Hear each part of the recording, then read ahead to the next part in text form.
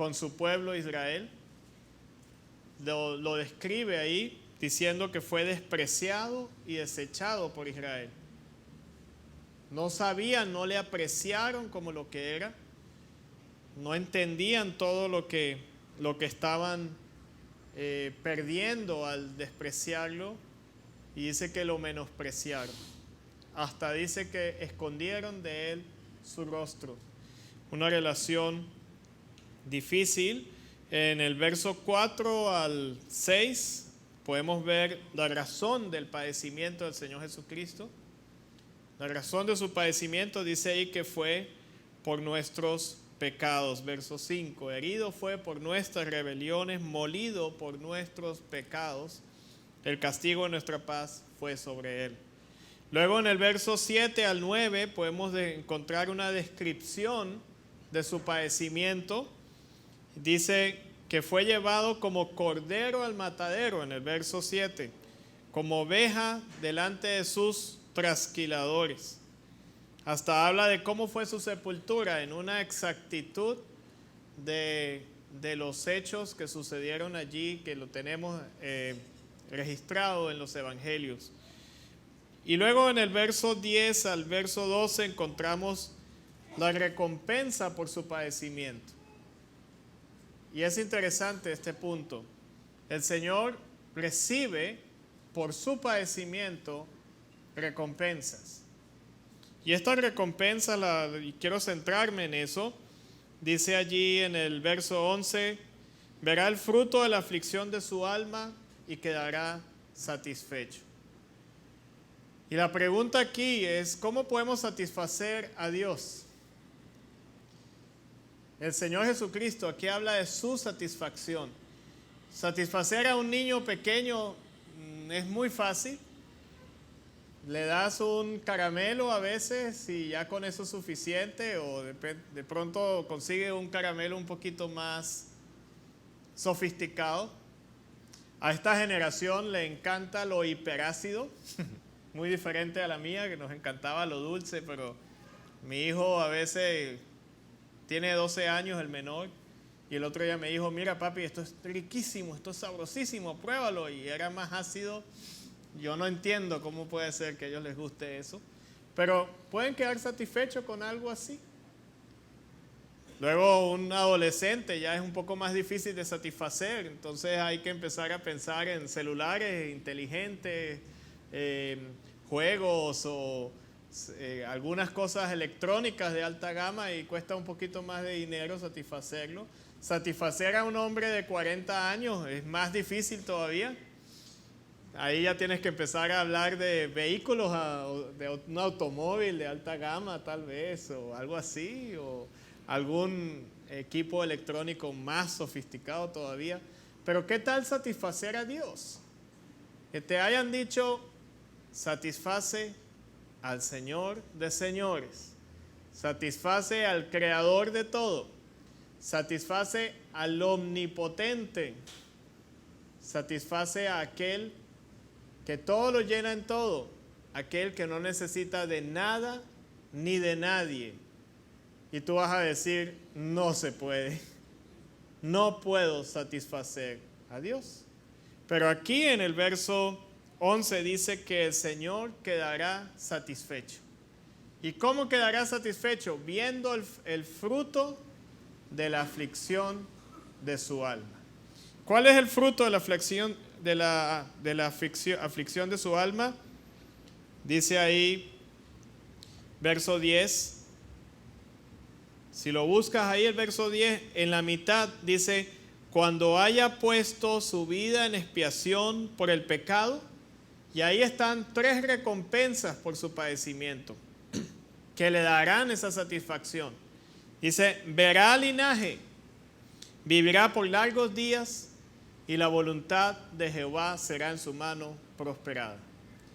Ver linaje, ¿qué nos da a entender? Descendencia, una descendencia. Dice la palabra de Dios, dice el apóstol Pedro, que somos pueblo suyo, somos real sacerdocio, somos pueblo santo, adquirido por Dios. Así que somos un linaje. Ese es el tipo de linaje que somos. Si es verdad lo que algunas iglesias dicen, tú eres el hijo del rey. Hace mucho énfasis en eso. Tú eres el hijo del rey. Pero, ¿qué más dice ahí? Verá linaje, vivirá por largos días. Así que otra recompensa por su padecimiento es eternidad. Interesante porque si es Señor, si es Dios, es eterno. Hay dos tipos de eternidad, dos características en esa eternidad. La eternidad pasada, así que nunca tuvo un principio, ha sido eterno desde antes, y la eternidad futura nunca tendrá final. Esa es su eternidad. Pero aquí nos habla de que se le dará también eternidad. ¿Por qué? Porque el Señor Jesucristo probó la muerte. El Señor Jesucristo murió. Tomó la muerte que nos correspondía a nosotros. No solamente la muerte física, sino la muerte espiritual. Cuando Él dice ahí en la cruz, Dios mío, ¿por qué me has desamparado? La muerte espiritual, que es separación de Dios. Él la tomó, pero por su aflicción, el Señor le recompensó con la resurrección. ¿Y la resurrección en qué? En vida eterna. Eternamente. Así que el Señor Jesús es Dios. Por ser Dios, venció la muerte. Fue el sacrificio acepto delante de Dios. Venció la muerte. Venció a Satanás. Venció al pecado. Y resucitó. Y en Él nosotros también resucitaremos. Él es como el arca de Noé. El que entre ahí es salvo. ¿Cómo podemos entrar en Él? Creyendo en su obra. Apropiándonos de la obra que el Señor hizo por nosotros. Expiación por el pecado, verá linaje, vivirá por largos días. Y la tercera razón, la tercera recompensa es la voluntad de Jehová será en su mano prosperada. Prosperidad. Ya hemos hablado de lo que dicen algunas iglesias. Tú eres hijo del rey. Y también te dicen entonces, tú debes ser prosperado. Pero ellos piensan en una prosperidad materialista. Pero aquí el hijo del rey nos habla de una prosperidad basada en lo que Dios quiere o haya escogido que nosotros hagamos. Lo que Dios quiere que hagamos. Esa es la prosperidad. Para el Señor Jesús, ¿cuál fue su prosperidad? La muerte. Para el Señor Jesús, esa voluntad de Jehová le causó preocupaciones. Esa voluntad de Jehová significó ser separado de Dios, cosa que el Señor Jesús no quería. Esa Trinidad, solamente imagínate la Trinidad, en ese momento en la cruz, deja de ser Trinidad. Cuando el Señor dice, Dios mío, ¿por qué me has desamparado? El Hijo deja de estar en la Trinidad. Nunca separados, nunca. Y en su vida humana mostró una dependencia total del Señor. Decía, mi Padre hasta ahora trabaja y yo también trabajo. Donde está mi Padre, ahí estaré yo. Llegando acá, el Espíritu Santo baja en forma de paloma y Dios Padre le confirma diciendo, Él es mi Hijo amado, escúchenlo a Él. Siempre hubo esa unidad y en este momento en la cruz se separa a causa del pecado que el Señor Jesús toma y de la muerte espiritual que experimenta en ese momento. Luego es recibido en la resurrección y hay otra vez unidad en la Trinidad.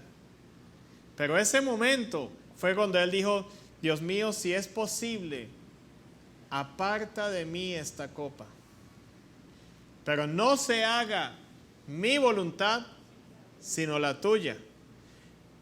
¿Había prosperidad ahí? Depende cómo lo ves. Depende de lo que significa para ti prosperidad. En Colombia nosotros tuvimos momentos muy difíciles en los años 80 y en los años 90. Nosotros en la misión Nuevas Tribus en Colombia experimentó 2 secuestros. 2 hermanos americanos fueron secuestrados por 1 año y luego en un encuentro con el ejército, la guerrilla los mató. Y en el año 92, 3 misioneros americanos se encontraban en Panamá, en la selva del Darién, alcanzando un grupo étnico llamado los Kuna. Ellos se encontraban en Panamá, ni siquiera en Colombia. La guerrilla entró, cruzó la frontera, los secuestró, se los llevó a Colombia y hasta el día de hoy no hemos visto sus cuerpos. Por diferentes testimonios sabemos de la guerrilla, guerrilleros presos. Sabemos que parece que también hubo un encuentro con el ejército y la guerrilla cuando se encuentra con el ejército y sabe que el ejército está a punto de liberar a un secuestrado, mata al secuestrado para que no puedan liberarlo. Y aparentemente eso sucedió, pero parece que el ejército no encontró a los secuestrados y la guerrilla escapó. Hermanos, tengo que decirles, lamentablemente, el Señor permitió que siervos suyos murieran y ni siquiera fueran sepultados. Ahí en la selva, en un lugar en Colombia que se llama Urabá, sus cuerpos quedaron ahí. Sus esposas viudas, sus hijos sin padres. Pero ¿saben qué están haciendo los hijos ahora? Sirviendo al Señor. ¿Qué tal? Eso, hermanos, es prosperidad. No estoy diciendo que es prosperidad que los hijos sirvan al Señor. Eso es muy bonito. Esperamos que así sea. Pero prosperidad es lo que algunos misioneros decían. Algunos se fueron, dijeron, este país está muy violento, yo me voy. Otros dijeron, yo ya aprendí la cultura y el idioma de este grupo étnico. ¿Cómo me voy a ir? Si tengo que llevarles el evangelio, si yo estoy a punto de darles el evangelio en su idioma, en su cultura. Y decían, el lugar más seguro para estar es en toda la mitad de la voluntad de Dios. Así que estos misioneros que murieron de Panamá y de Colombia estaban en el lugar más seguro, aunque para nosotros era el lugar más inseguro aparentemente. Eso es prosperidad. La prosperidad es hacer la voluntad de Dios en el lugar más seguro que es la voluntad de Dios.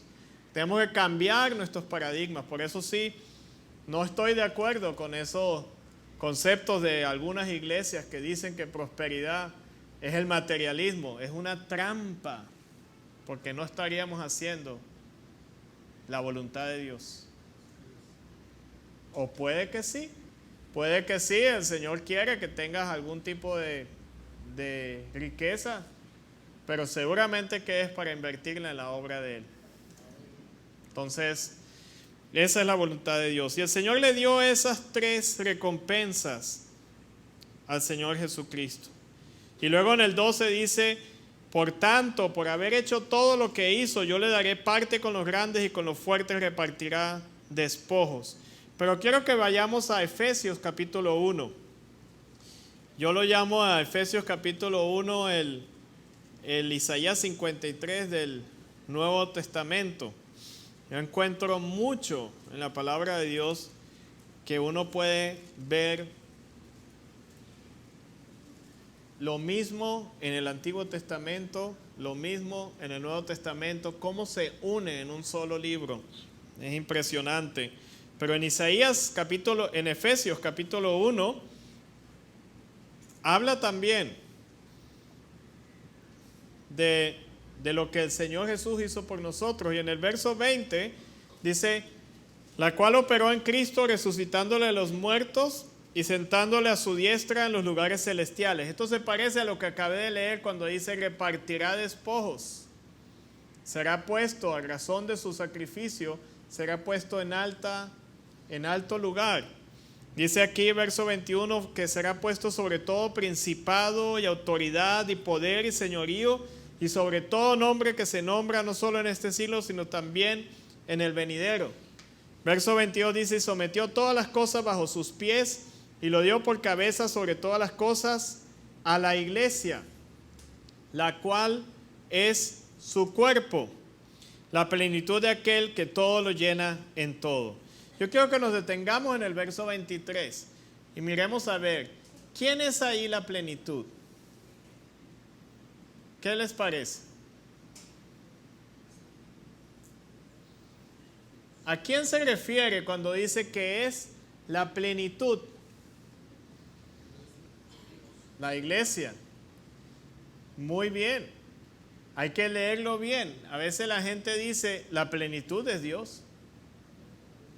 Porque es lo más lógico pensar que si Dios es completamente autosuficiente y plenitud significa que completa, tendríamos que referirnos a Dios. Pero aquí no se refiere a Dios. Cuando yo lo vi la primera vez, tenía un cortocircuito teológico. Yo lo miré, me di cuenta que dice la plenitud de aquel, y en la Biblia Reina Valera, ese aquel aparece en mayúscula, o sea, refiriéndose a Dios. Entonces dice, la cual es su cuerpo, y ese cuerpo es la plenitud de Él, del Señor Jesucristo. Entonces yo dije, ¿será que sí es así? Y busqué todo lo que aprendí ahí en el Instituto Misionero, en el seminario bíblico, busqué la palabra en griego, a ver la palabra original para plenitud, y decía que significa como cuando un barco estaba en el puerto, tenía ya toda la mercancía instalada, toda la mercancía puesta, toda la tripulación lista, y decían, ese barco está en plenitud, ese barco está listo para zarpar. Solo falta que el capitán dé la orden de zarpe. Eso significa plenitud. Entonces plenitud completa. Así que la iglesia completa a Cristo. Cortocircuito. Porque Cristo es completamente autosuficiente. Cuando a Cristo lo buscaron en el huerto de Getsemaní, Él dijo, yo soy. Y cuando dijo yo soy, fue tan fuerte lo que dijo, y en ese hebreo fue tan fuerte lo que dijo, que la gente se cayó. Quedaron todos ahí tirados en el piso, porque ¿qué fue lo que Él dijo cuando dijo yo soy? Lo que significa realmente la palabra Jehová. Yo soy el que soy. ¿Se acuerdan? Cuando Moisés pregunta, ¿cuál es tu nombre? Yo soy el que soy. Hermanos, cuando uno dice, yo soy el que soy, no está dando lugar a nada más. Eso significa completamente autosuficiente. Yo no dependo de nada ni de nadie. Ninguno aquí puede decir, yo soy el que soy. Nadie. Nadie puede decir eso. Ni siquiera los argentinos pueden decir eso. Ni siquiera Messi puede decir. Y los argentinos que vinieron con esa actitud quedaron ahí en el Mundial. Como decimos en Colombia, viendo un chispero. No veían nada. Quedaron ahí más aburridos. Pero el Señor sí tiene esa posibilidad de decir, yo soy el que soy. Pero aquí viene y nos dice, tú eres mi plenitud. Tú, iglesia, tú me completas a mí. Es más, Él se llama la cabeza. Y la cabeza es la parte más importante del cuerpo. Pero Él dice, yo necesito un cuerpo. Porque una cabeza sin cuerpo no es nada. Tú puedes ver un cuerpo sin brazo, sin piernas, pero un cuerpo sin cabeza no se puede ver. Y el Señor es la cabeza, pero a Él lo completa el cuerpo. Y se refiere a eso, dice que el cuerpo es su iglesia. Hermanos, cuán importante es la iglesia de Dios. Respétala, ámala. Esta es tu iglesia. Respétala, cuídala. El apóstol Pablo, cuando nos habla de la cena del Señor, nos dice, discierne el cuerpo. Discernir el cuerpo no significa tanto discernir el pan que estás tomando, sino el hecho de que cuando lo tomas, tú estás discerniendo el cuerpo, tus hermanos que están contigo. Por eso también dice, cuídense de los problemas que puedan tener y tomen la cena en cuerpo. No hay ninguna cena del Señor que tú puedas tomar solito en el cuarto. ¿Lo has intentado? No existe. No es, tú puedes orar en tu cuarto, tú puedes ayunar individualmente, pero la cena del Señor no se toma individualmente. La cena del Señor es para discernir el cuerpo, la iglesia. Por eso el problema era que algunos no esperaban que la iglesia estuviera completa y empezaban a tomar la cena del Señor sin esperar a los otros hermanos. Pero el Señor nos llama a discernir el cuerpo de Cristo. Y Él dice, tú me llenas. Parece un amante, un esposo. Por eso también la palabra de Dios nos dice, somos la novia, la esposa de Cristo. Aunque para nosotros los hombres eso no suene muy espectacular, ¿no? Sí, tú digas, yo soy la esposa de Cristo, ¿no? No suena tan agradable para uno, ¿no? Pero lo que quiere decir es que completamos a la esposa, completamos a Cristo. Un esposo sin su esposa se siente incompleto. Necesita ya a su esposa. No puede estar sin su esposa. Y el Señor nos llama a esa, nos dice, nos habla de esa relación. Para evitar el cortocircuito teológico, ahí mismo en el verso 23 dice, la plenitud de aquel. Así que Él dice, tú me completas, iglesia, tú me llenas, iglesia, pero al final, ese aquel, dice ahí, todo lo llena en todo. Aquel que todo lo llena en todo. Así que Él dice a la iglesia, tú me completas, pero yo te completo a ti.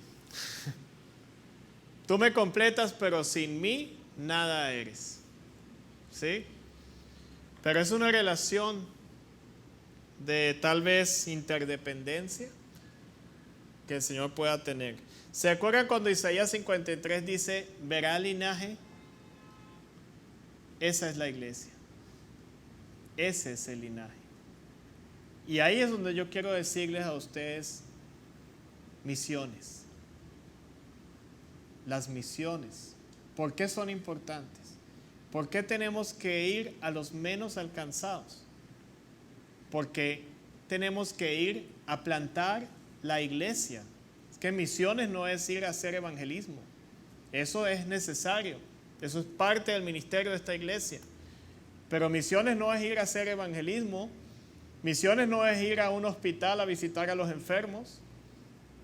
Eso es una parte social de la iglesia que es su responsabilidad también.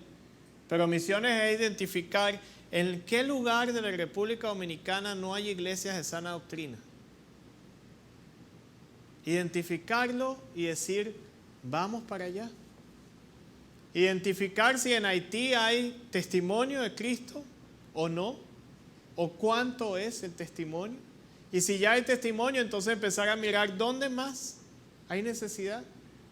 Y empezar realmente a contemplar, ¿qué tal enviar a una pareja de dominicanos a la India? O enviar a una pareja de dominicanos a África. Hay otros lugares donde no hay ébola, por si acaso, ¿no? Enviar a una pareja de dominicanos a uno de los países de Asia Central, donde no hay testimonio del Evangelio. Sería emocionante hacerlo. Y Romanos 11:25 nos dice, ¿cuál es esa plenitud?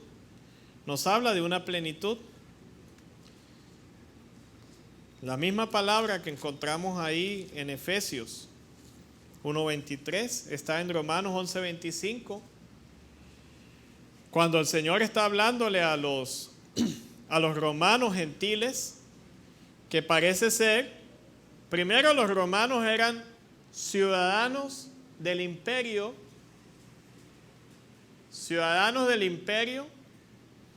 que ya de por sí eran de una categoría superior. Y ahora también saben que el Señor en este tiempo ha escogido a los gentiles, a su iglesia, por encima de Israel. Entonces los pone en otra categoría más superior todavía. Y algunos de ellos entonces veían a los israelitas y los veían así como con desprecio, como diciendo, mira, yo que no era pueblo, ahora soy pueblo. Y tú te quedaste atrás. Y el Señor, y Pablo le dice a estas personas que decían eso, no menosprecien a Israel, no los menosprecien, aprécialos porque ese es el pueblo del Señor. Y les dice, no quiero, hermanos, que ignoréis este misterio, para que no seáis arrogantes en cuanto a vosotros mismos, que ha acontecido a Israel endurecimiento en parte. Eso significa un endurecimiento por ahora, mientras tanto. Eso es como si le pusieran pausa a un proceso que el Señor tenía con Israel. ¿Y hasta cuándo es esa pausa? Dice ahí, hasta que haya entrado la plenitud de los gentiles. Y ahí está otra vez esa palabra, plenitud. Hasta que haya entrado la plenitud de los gentiles. Cuando entre la plenitud de los gentiles, el Señor le quita la pausa a Israel y continúa esos momentos, esos periodos escatológicos que faltan todavía por venir. Nosotros estamos pendientes y algunos están diciendo, mira, ya van a construir el templo en Jerusalén. Mira, ya van a quitar esa mezquita que está ahí.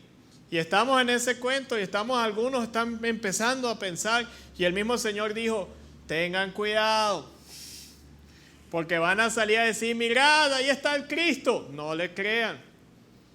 ¿Y qué es lo que dice el Señor? El Señor dice, este es el tiempo de los gentiles. El Señor está edificando su iglesia. ¿Y hasta cuándo va a hacer eso? Hasta que haya terminado de entrar la plenitud de los gentiles.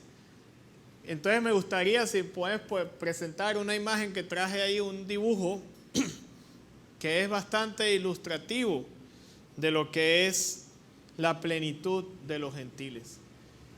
Dice Apocalipsis 5:9, de todo pueblo, lengua y nación estarán reunidos ahí delante del Cordero, alabándole y dándole gracias por el padecimiento de él. Gente de todo pueblo, lengua y nación. La plenitud se parece a una guagua, no sé si aquí en República Dominicana hacen igual que en Venezuela, yo creo que sí. Que cuando uno va a cierto pueblo, la guagua está ahí parada y la gente empieza a subir. Y tú llegas allá, te subes y encuentras que de 20 puestos solo hay 3 personas. Y tú sabes, esto no arranca hasta que esté lleno. Y entonces dices, no, de aquí a que nos vayamos por ahí en media hora, 40 minutos, yo mejor me voy y compro algo aquí de comer, de tomar y me quedo tranquilo. La iglesia se está llenando como esa guagua. ¿De qué se está llenando? De gente de todo pueblo, lengua y nación. Tú puedes ver ahí una idea de lo que es gente de todo pueblo, lengua y nación. Puedes ver gente que se viste con corbata, con camisa, pero otra gente que se viste con plumas, otro como un árabe ahí en la mitad, indígenas alrededor, esquimales alrededor, gente de toda lengua, pueblo y nación. Y el Señor, de alguna manera, quiere que su iglesia, que su pueblo, sea de personas diferentes, diversas, así como es su creación. El Señor se glorifica en la diversidad. No se glorifica en lo uniforme. Nosotros tratamos de ser uniformes. Nuestro pensamiento humano hasta en eso peca. Porque tratamos de ser uniformes y entonces decimos, no, puede haber una relación mujer y mujer, hombre y hombre. ¿Para qué si son igualitos? Y más bien nos ponemos, no, pues es que yo peleo con mi esposa todo el tiempo. ¿Por qué? Si ella es tan diferente a mí, no entiende cómo es que se hacen las cosas. Y la señora dice lo mismo. Es que él no entiende, es que él no sabe. Y entonces hacemos esos chistes de que el hombre solo puede hacer una cosa al mismo tiempo, ¿no? Y las mujeres hacen muchas cosas a la vez. Y entonces en vez de decir, gracias Señor por darme una persona tan diferente a mí para que seamos completos, nos ponemos a pelear porque no es igualita a mí. Y dense cuenta que el plan de Dios es que la diversidad, en eso se glorifica al Señor. Así que cada vez que tú veas que tu esposo no piensa igual a ti, dale gracias a Dios. Cada vez que tú veas que tu esposa no hace las cosas como tú, dale gracias a Dios. Ese es el plan de Dios. Otra forma de pecar, los colombianos, yo aprovecho aquí que no estoy en Colombia para desahogarme de los colombianos. Pero los colombianos le dicen a uno que ellos hablan el mejor español del mundo. Son tan tremendos que hasta dicen que lo hablan mejor que España. El mejor español del mundo lo hablan ellos, y más que todos los de Bogotá. Y más que todo en contra de los venezolanos, que hemos hecho realmente mejoras en nuestro idioma al hablar de jóvenes y jóvenes y cosas así, que le dan como más empuje al idioma, ¿no? Más utilidad, más flexibilidad. Y entonces salen a decirnos eso. Pero realmente cada uno de nosotros tiene un orgullo propio, patrio, de nación, de nacionalidad, que el Señor ha colocado en nosotros. Y eso precisamente es para que Él sea glorificado. Cuando un dominicano dice, yo soy dominicano, y la mejor comida es la dominicana, tú estás diciendo algo que el Señor puso en ti. Pero luego llega un indígena de allá del Guaviare en Colombia y te dice, yo soy gente. Y en cierta manera lo que están diciendo es, tú no eres gente, yo sí. Y tú dices lo mismo de él, ¿no? Y entonces, él dice, la mejor comida es gusano crudo, eso es sabrosísimo. Estuvimos hace 3 semanas con un grupo de jóvenes en la selva y nos fuimos a una palma podrida y empezamos a comer gusano. Y para nosotros hubo uno hasta que lo escupió. Y había niños ahí, indígenas, se quedaron viéndolo así como, ¿cómo es posible que estás botando la comida? Y para nosotros no era comida, para ellos era exquisitez. Como para mí sería comerme los gusanos de gomitas, que me gustan mucho también. Pero entonces cada uno tiene su cosa específica que glorifica a Dios en la diversidad. Hermanos, necesitamos llenar esa guagua que es la iglesia. Y en vez de andar por ahí diciendo, no, de aquí a que esto se llene, me voy a comer algo, deberías ponerte en la puerta y esa guagua empieza a arrancar, pero no arranca muy rápido, ¿no? Eso pasa allá, van lento, lento. Y hay una persona que en Colombia lo llaman el ayudante, que empieza a gritar. ¿Cómo que será? Empieza a gritar. San Pedro de Macorís. No sé para dónde, no conozco muy bien. Santiago, Santiago. Y empiezan a gritar. Y la gente empieza a escuchar y se empieza a subir. Y ese gritar es lo que nosotros hacemos cuando evangelizamos. Pero ese gritar también es lo que nosotros hacemos cuando decimos, aquí no se está llenando esto solamente de gente de Santo Domingo, tenemos que ir a otros lugares a llenar esta guagua, así que yo me voy a ir a otro lugar. Pero dense cuenta, algunos en vez de hacer eso se quedan, no, de aquí a que eso arranque yo compro una Coca-Cola y una comidita, chicharrón, me pongo a comer. ¿Sí? Ese es el cristiano que dice, esto se demora, yo no hago nada. Hermanos, por eso es la obra misionera. Llenemos la guagua. ¿Quieres que el Señor Jesucristo venga? Él viene por su iglesia completa. La esposa del Señor es completa, perfecta y completa. Por eso no ha venido todavía, hasta que haya entrado la plenitud de los gentiles. Pero las buenas noticias es que de 20 puestos, yo creo que ya por lo menos hay 10 puestos ocupados. Y entre esos, en la plenitud de Cristo, hay venezolanos, hay colombianos, hay dominicanos, hay árabes, hay indígenas, pero todavía hay pueblos que no tienen nada del evangelio.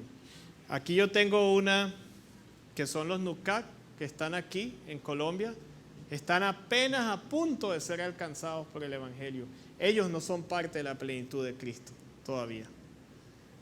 Y tienen una cultura y un idioma que el Señor les ha dado. Y todavía no son parte de eso. Vamos a orar y pidamos al Señor para que nos motive a la obra. Señor Padre, damos muchas gracias por tu palabra que nos has dado hoy. Gracias por tu obra magnífica en la cruz. Gracias, Señor, porque también se trata de ti. Realmente no se trata de nosotros. Se trata de tu satisfacción.